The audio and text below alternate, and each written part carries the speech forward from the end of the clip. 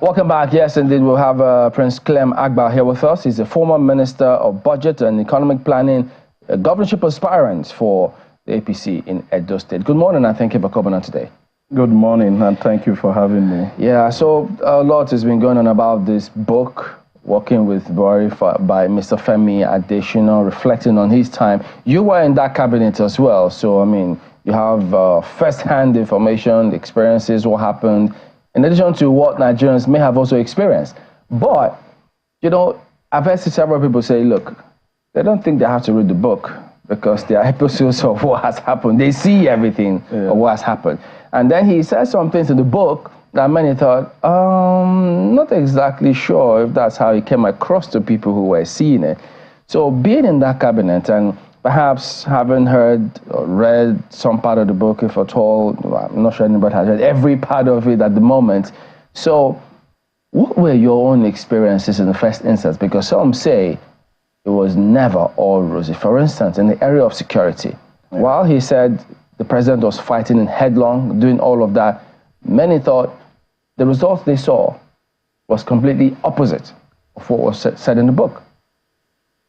Thank you very much again, like I said, for having me. President Buhari was president in 2015, and I wasn't in cabinet then. So my impressions of him, you know, from when I was outside the cabinet and when I joined in 2019, were totally different. You know, we were told, you know, before I came to cabinet, that is a man who is so sick. You know, he never could really stay in federal executive council meetings all through.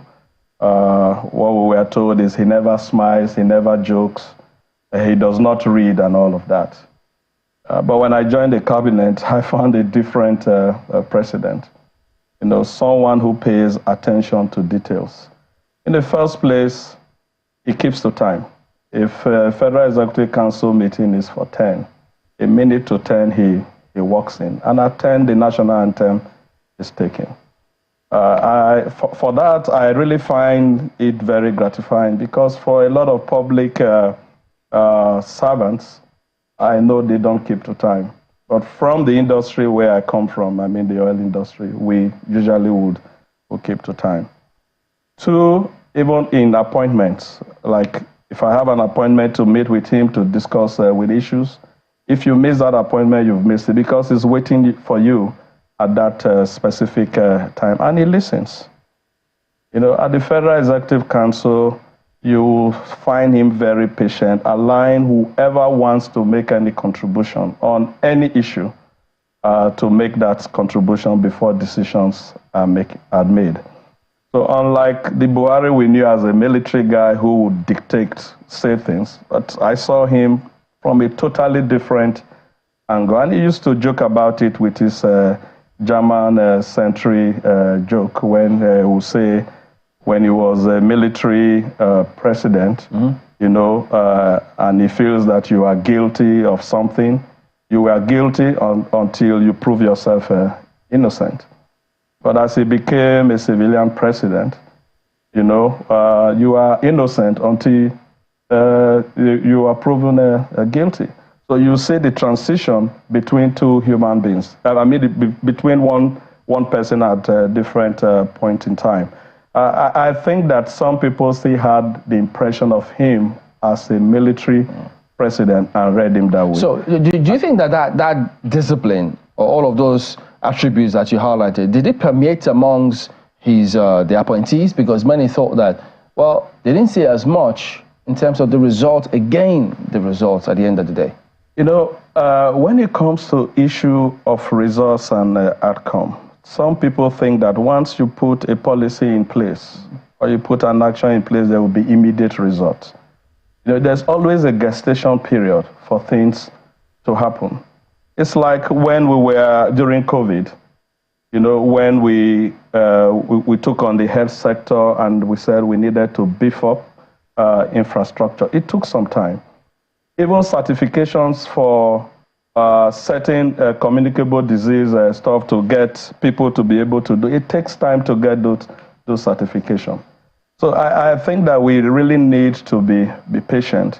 Some of the things that he has done I think the fruits are coming up now, like the refineries. You know, we started work on those refineries, I think, about 2 years ago. That's when the contracts were awarded.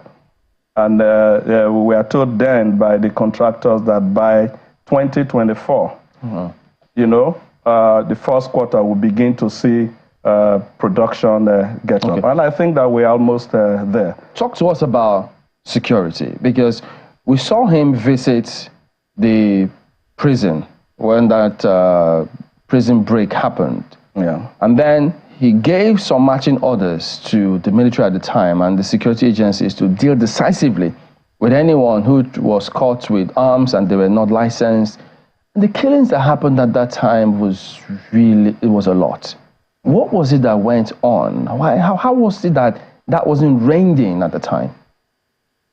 Okay, I wouldn't want to start from the prison break. I want to look at security in general. What was the state of insecurity at the time he became president? Were there certain local governments in the country that were occupied by others? Did we find some local governments without Nigerian flags? Yes, there were. And I think there were about 14, if I am correct, at that time. But I thought the previous government at the time, just before they handed over, the military said that they had routed all of them and there was no such thing before then. I'm glad you said you thought, but at the time he took over, there were about 14 local governments that were not carrying Nigerian flags. And by the time he handed over, no local government in Nigeria was carrying a different flag other than the Nigerian flag. For me, that's an improvement. And I think that generally that there's been some improvement. We didn't get to where we want to be. There are quite a number of issues to deal with. And in dealing with these issues, you know, as a leader, you have a focus to deal with stuff, you know, but you work with people, not just at the ministerial level, but down the line. Some other people do not even believe in what you want to do because they are benefiting from it. You know, so they don't have that loyalty to the country, but the loyalty is to their pocket. I'm sure, I think the last time I was here in the studio with Maokwe, where we talked about the University of Port Harcourt Teaching Hospital and what I found. It was the president's desire to improve on health infrastructure. And the president released the funds to so do. But when I got there, what I saw was totally different. You know, so if I didn't follow up, the books would have shown that that issue had been dealt with. Okay? So it was the responsibility of everyone, whether ministers, directors, permanent secretaries, all those who work for government, who are Nigerians, who really have true interest for Nigeria, to follow up on what they did. I remember that incident very clearly, but as my colleague has said, I think the jury will constantly be out as to how the Buhari administration performed in the 8 years that it was there, and perhaps also how you give account of the 4 years you spent as minister. But I want to focus, because, I mean, what the spokesperson is focusing on was working with him, how it was like working with him. How was your own experience? Yes, you had your own impressions of him prior to you coming into cabinet. But when you finally got into cabinet, what was it like working with him? First, like I said, I saw him as someone who listened, and he would try to say the points that you offer. Let me give you an example. When I was working on the governance structure for the National Development Plan, you know, I knew that we were going to go through a transition period. You know, and if we're handing over, whether to an APC government or any other government, there was need for continuity. And the only way to have this guaranteed is to involve everyone in the development plan, rather than have a Buhari plan or an APC plan. We said, let us have a national development plan. And I put up a memo and suggested that we brought in the 3 main political parties at the Senate level of the National Assembly. And then that's APC, PDP, and then ABGA. And there were some other recommendations I made for leadership of the steering committee, people like Atedo, Peterside, and others. And some people felt that this is a critique of the government. Why will you do this? Why will you bring in PDP? Why will you bring in Agba in an APC government to write a plan? But the president thought differently. When I put forth my argument, he agreed that the plan should be for all Nigerians. And therefore, because there are different points of views from different people, we needed a plan that belonged to everybody. And it is only when you're able to carry everyone along that implementation will be easier. So that's one, that's a very good aspect of him that I never knew. I would have thought that he would say, no, it has to be APC, or this guy is a critic, you know, we can't have him. But he didn't. Okay, so it's good that you had a really smooth working experience with him. I'm sure that, you know, sometimes the impressions that, you know, are out there about him, you know, are not quite as you have said. And these are from people who look at other situations around. When you hear about rivalry within ministries, rivalry within security agencies, rivalry amongst ministers, hampering work that needs to be done. I mean, I think it was also Mr. Segun Adeniyi who says that the president is somebody who's very detached. Yeah. He's a very detached, very reserved person, and he can, I hate to say this, but I read when he said that he can watch two children, you know, fighting, and he will sit back and watch which one of them will have the upper hand at the end of the day, instead of him to, you know, separate the fight. These are the kind of impressions that are out there about the president, and some people thought that's why it went on for as long, I mean, the kinds of things that we saw went on for as long as it did. How do you feel as a minister wrapping up your time of service and hearing the sort of scandals that we hear coming out from the Central Bank of Nigeria? Well, I feel very sad that some of those things were said, or I'm reading about them. I don't know how true they are. Just the way you getting to read about them is the way I'm also getting to read about them.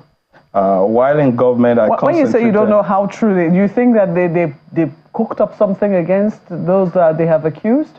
We just started by saying that the president in his joke said during the military, you know, he will consider you guilty until you prove yourself innocent. And under a democracy, everyone is innocent until they are proven guilty. Just like these are allegations. And I think investigations are going on. Until we have the outcome of those investigations, we cannot say for sure, you know, that those things happened. So we have to give them benefit of the doubt. Of course. I have gone through this while I was in Edo. My first 3 months in Edo, there were publications about me out there that I was caught naked with a married woman in the office. And it never happened. But some people believed it. In fact, they said that I had to pay 6 million to the woman's husband just to kill it, because my boss, Comrade Governor Damso Shomole, was very furious, you know, that he wanted to drop me from the cabinet. Comrade read it and he said, Clem, why did you go and pay 6 million when we are trying to drive up our IGR? You could have come to me, pay 3 million into the IGR, and I won't drop you from the cabinet. So there are so many stories that are out there, you know, so you have to take a lot of these with one of the stories that we have heard, and I've repeated this over and over again, is coming from no less than the NSA, the National Security Advisor, the current National Security Advisor, saying that we inherited a bankrupt economy. Those were his words. Yeah. Do you think we should take that too with a pinch of salt? For the economy, I think we need to go back and see, what did President Buhari inherit? He came in 2015. Okay, what was our reserve? About $30 billion. The excess crude, I think then was about 2-point-something billion. The government before him inherited about $68 billion in reserve and about $24 billion in excess crude. So you're looking about $90 billion. Thereafter, the government before him was also very lucky, maybe because the president was good luck. You know, oil prices were very high, above $100 a barrel, about $140 a barrel, and production was about 2.5 million barrels a day. When President Buhari took over, almost 6 months after, oil prices crashed and went as low as $28 per barrel. Production came down to about 550,000 barrels a day. And so the economy was challenged because we did not have reserves. So you can imagine from $140 to $28, and then from 2.5 million barrels a day to about 550,000 barrels a day. For revenue is your production. Mr. Clem Agba, no. I really want to go down that route. But you talked about 8 years. Yes. We're talking about a period of 8 years. Yeah. That was in 2015. Everybody remembers what it was like in 2015. Yes. And perhaps it was the reason why the APC made it into government in the very first instance. No. So from 2015 to 2019, you joined in 2019. Yes, there was COVID in 2020. Okay. We went into a recession of sorts. Yeah. We thought that, with all the work that had been going on since 2015, by now we should have been making some progress. But this is a scandal that is currently coming out from the Central Bank of Nigeria. We are all witnesses to what inflation is currently saying. Yeah. We are witnesses to what is happening to the naira against the dollar. These are practical, everyday things that Nigerians are going through, while we continue to give benefit of the doubt to those to whom we should give it to. Yeah. So in the area of the economy, can you really say that those who say that they have inherited a bankrupt economy don't know what they're saying? And I'm telling you that what President Buhari inherited was a dead economy. If you call it bankrupt now, then it was dead. You didn't have reserves. You were not getting revenue from other sources. At the time he handed over, the economy was diversified. And that's why in the National Development Plan, we kept on talking about concentric diversification. And all of these things in the life of a nation takes time. 8 years is a small time. And you've just alluded to the fact that even in 2020, there was COVID. Nobody planned for COVID. The economy was already in a course of recovery when COVID struck. Could you just tell us, we know you're vying for the governorship seat, but before that, what is the procurement process while you're a minister? Do you have direct dealings with with accounts or finance? I don't. Does the minister have, or what's the established process? All those are done by the technical team, which is led by the permanent secretary. No minister is a member of the Ministerial Tenders Board by the procurement laws that we have. And I've always said that there's a need to amend our procurement law. Why? There are so many things that need to change. Because the process itself starts by suspecting everybody to be a thief. Okay? And therefore, you have very long period to go through the process. So at the end of the day, when you are done with your contracting, there is no time left to do the work. And then, before you know it, the year is over, funds are recovered back to the system, and you start another process. I was procurement manager for Chevron. I had some delegated authority. There are things I could do on my own, but I had to account for them. Okay? We have delegated authorities to different levels of buyers.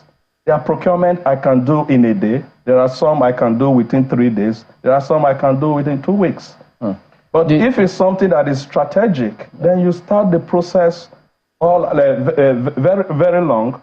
It might even take 12 months. It might take 2 years going through the process. But you are not buying. But once it comes to operational procurement, which normally people see as the 3 bids and a buy, which is what is practiced, for me, that is purchasing. That is not procurement. So procurement itself is a process. So as a minister, did you have project accountants? Project accountants. In my ministry, it was budget and national planning. It wasn't a capital. We're not awarding contracts for. But we understand that ministries at the time had project accountants. I don't have those details. Okay. So for the governorship in Edo State, why did you decide to throw your hat in the ring? Again, I was in the cabinet of Comrade Adams Aliyu Shomole. And before he came into power, there was a dearth of infrastructure in the state. Every area was flooded. Benin City, being the capital city, was ancient. You know, nothing really was working. And a couple of us and others pushed that we wanted our state to be on the side of growth. And Comrade came in. And for 8 years the state saw transformation. Currently, we have another government, which ought to be an offshoot of that government, who was part of the economic team for that government. I was also a member of the economic team. But one would have thought that being part of the team, you continue on the things that we all agreed. But nothing going on. Even the drains that were constructed are not being taken care of. They are not maintained. So you go back to Benin, it rains for 3 minutes, everywhere is flooded. You agree with me that if you buy a brand new car, you have to service it, right? After usage for maybe a month or 2, you change the oil, you change the plugs. But that is not happening with the drains in Edo. Drains are constructed, all the roads are not yet paved, so you have a lot of silt still going into the drains, and you refuse to clear. That's just to give an example. I looked at the inflation rate, 26%. But when you look at food inflation in Edo, it's 33.2%. Can it be devoid of what's happening in the country? Yes, it can, because Edo is an agrarian state. Edo North, Edo Central, Edo South, they are very good into production. But the problem is the post-harvest loss is high, about 60%. And why is it so? Because of lack of access of this food to the market. Prince, you understand? When the governor contested at the time, many had high hopes. Yeah. And they will always be when anyone is contesting. Yeah. The same way you're coming in now, where you are part of the team as well. Yeah. Some people are now thinking, look, it's the same narrative. They all promise us all these kind of things. Now you're here saying you're on the same team, nothing is happening. They say, what's the guarantee that if you get there now, somebody won't be saying the same thing of you much later? The difference is that I have antecedent. I have been in government, in a ministry, and I worked. Okay, I was also a federal minister, and I was able to attract projects to the state that we can see, that we can feel, and that we can touch. You understand? I have been involved in the process. I understand the issues. The former one was not involved. He was visiting. You say that you've been a minister and you've attracted projects to the state, but every time we talk to the governor, he's always talking about how the roads that have not been fixed are federal roads. Yeah. As a matter of fact, those who go to Edo State now, when they talk about roads, most of the access roads going through, I mean, it's a transit state, a lot of movement from the southwest, even sometimes from the southeast, and even the south-south cannot happen unless you go through Edo State. So in which areas would you say that you have brought projects that have been of immense impact to the people, if it's not in the area of roads? I have attracted road projects, I've attracted water projects, I've attracted light projects. But the road to the government house in Benin City in GRA, is it a federal road?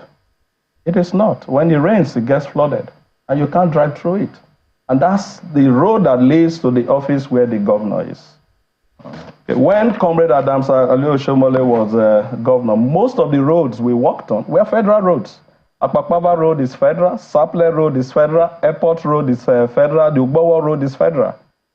And when the refunds were made, Comrade was already out.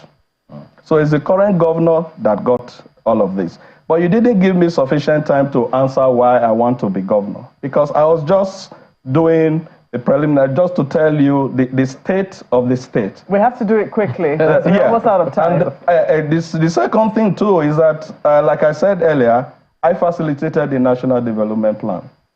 And we got all state governors involved. We got local government chairmen involved. We had the private sector involved and all of that, and identified the problems across the nation and came up with solutions. What is left now is implementation. I am not seeing that traction. And most of the things that needed to be done, especially with regards to poverty, like I said openly, are subnational issues. That's why we say 133 million Nigerians are poor. It's not monetary poverty. It's multidimensional poverty. And when you're looking at multidimensional poverty, we're talking about lack of access to healthcare, that's basic healthcare, lack of access to education, lack of access to potable water and sanitation, and all of these are missing. Okay, you'll talk a little more. That's why I want to go and implement and fix this problem. Okay, we'll let you speak a little more when we return from this break in just a moment. Stay on with us. Thank you.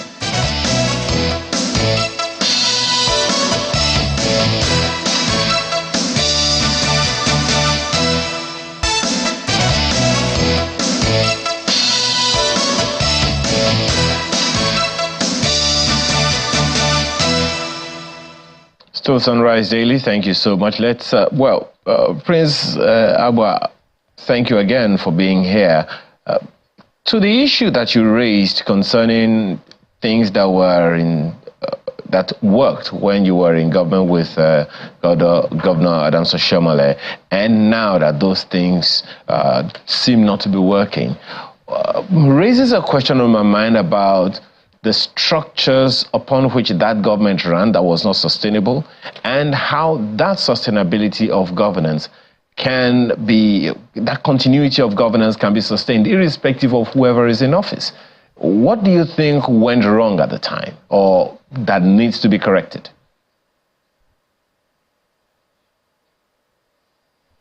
First, I think that the government was in a hurry to start its own legacy by doing new projects, and so totally left what we all agreed to in our strategic plan that was put forward for the state. Like I said, the governor now was the chairman of the economic team, and I was in that team, and we very much laid out what should be done and what shouldn't be done. And just like the President Buhari era, where he says, government has spent money in putting infrastructure in place. A lot of these have not been completed. Some 40 years they have not been completed. And since government is a continuum, what you need to do is to fix those, because once you abandon a project, to come back to it some years after, the cost is going to go high because of the time value of money. So for me, I think either that the governor then now didn't believe in what he was agreeing to at that time and wanted to start things on his own. The Stormwater Master Plan, for instance, showed that in Benin City, there were 23 troubled areas. And we had dealt with about 6. We were working on the 7th, which is the very big artery to the Agba River. And we had done 70% of that. It was used to campaign for him. The president came and commissioned the completed parts of those projects, because in that project we had roads, we had street lighting, we had primary drains on the ground, we had side drains. So, and there were about 11 roads to be dealt with in the entire catchment. But the governor hasn't added any bag of cement to complete that project. So I think it's an issue of the individual. Again, it raises the question of... It wasn't a systemic problem or a structural problem. Well, a number of people might argue with you on that one, particularly because the civil service is supposed to be the continuum of governance. And that is why, as you said the other time, they are the technical experts that are supposed to ensure that some things continue the way they are. For instance, you talked about maintenance of some of those things. Do they need the governor's authority to do the jobs for which they were employed, maintaining government infrastructure? So is there anything wrong with the systems with which governments work that make them malleable to the political influence of some people, whoever they are?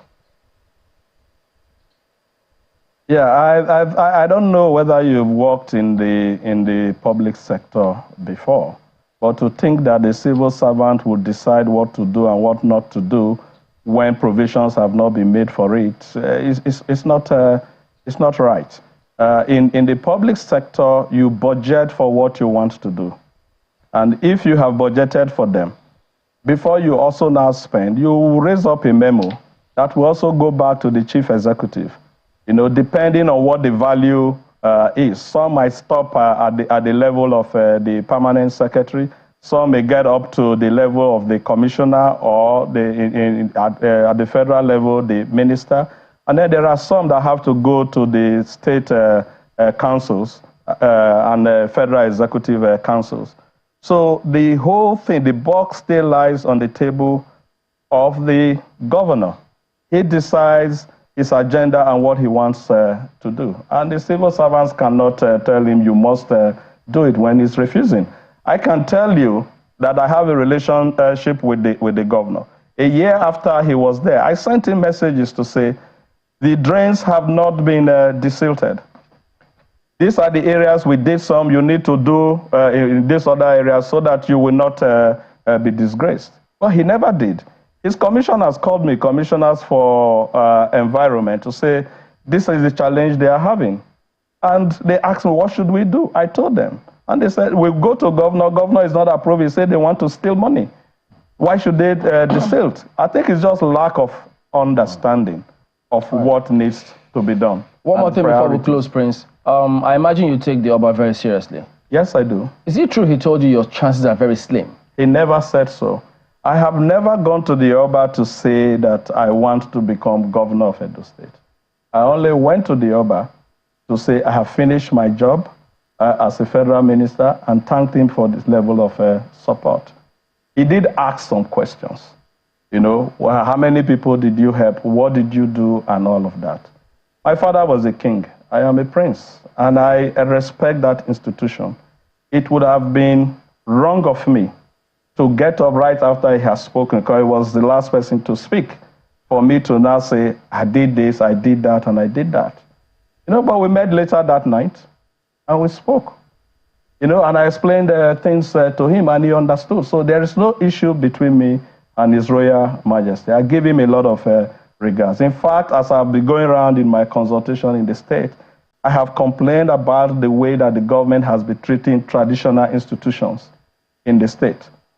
You know, from time to time, threatening traditional rulers that they are going to be dethroned. Even in my own case, my traditional ruler was dethroned. Yeah, but you have said they will not be dethroned. Yes, they will not. We will review the laws and change all of that. No. We must show respect to our traditional institutions. Just quickly, what do you make of this when you hear that there are too many aspirants on the platform of the APC and they're thinking of a consensus candidate? Well, I just, at the beginning, I did mention that we'll be going through a process of trying to prune down. Like they say, the more, the merrier. But it just goes to show you the animosity of the problem in the state and the interest people have to solve this problem, because a lot of people are dissatisfied. Is this something you subscribe to, the consensus process? The process is going on. There was no agreement. If it's possible to have one person as a consensus, fine.